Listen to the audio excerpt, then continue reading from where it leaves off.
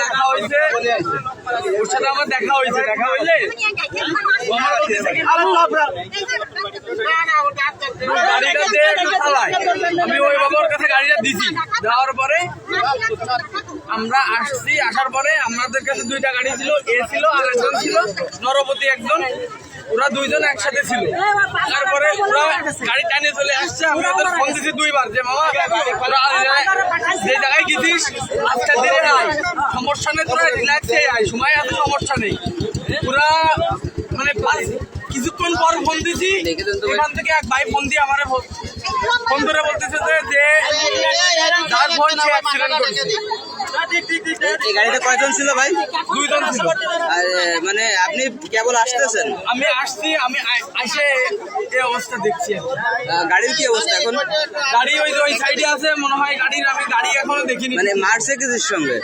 এটা আমি শিওর বলতে পারবো না। এই আপনারা কেউ জানেন?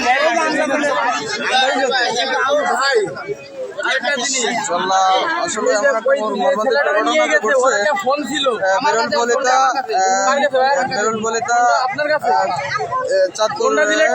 এমন একটা মর্মান্তিক দুর্ঘটনা, আল্লাহ আসলে হুট করে এমন একটা অবস্থা হয়ে গেছে।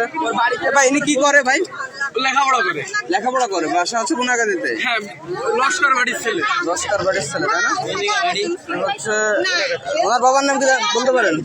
নান্টু লস্কর। নান্টু লস্কর। তো গাড়ির আমরা সঙ্গে মেরে দিয়ে এমন একটা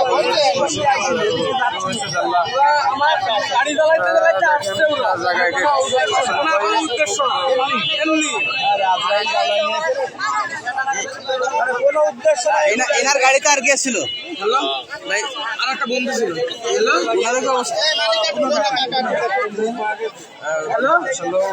ফেসবুকের কারণে জানলাম, আমি গাইডলাইনের কারণে দেখাইতে পারতেছি না ভাই, প্রচুর ব্লিডিং।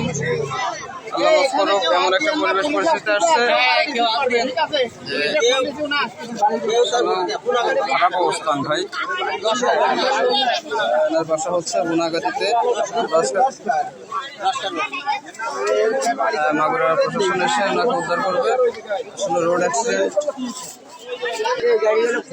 গাড়ির অবস্থা থেকে 10 মিনিট আগে আসলে এমন ভাবে দুর্ঘটনার শিকার হয়েছে, গাড়ির যে অবস্থা, গাড়ি কন্ট্রোল না করতে পারে গাছের সঙ্গে মেরে দিয়ে এমন।